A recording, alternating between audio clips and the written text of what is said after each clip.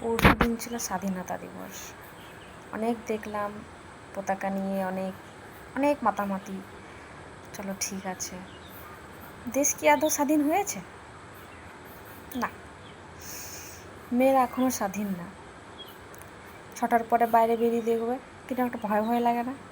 পাছে পিছনে কেউ আসছে, পাছে মুখে চাপা দিয়ে কোথাও নিয়ে চলে যাবে, একটা ফাঁকা বাড়ি দিয়ে পেরোবে না, পাছে কেউ আছে বাড়িতে, কেউ মুখে চাপা নিয়ে ওইদিকে সরিয়ে নেবে, কিছু করে দেবে, মেরে দেবে। স্বাধীন হয়নি।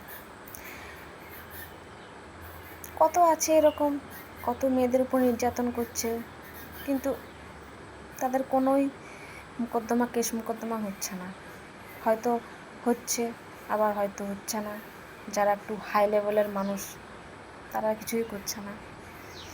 তবে হ্যাঁ, সুপ্রিম কোর্ট এখন কুকুর ধরতে বেরিয়েছে। এটাই সমাজ। ভালো হোক খারাপ হোক, আছি যখন মেনে নিতেই হবে, কিছু করার নেই।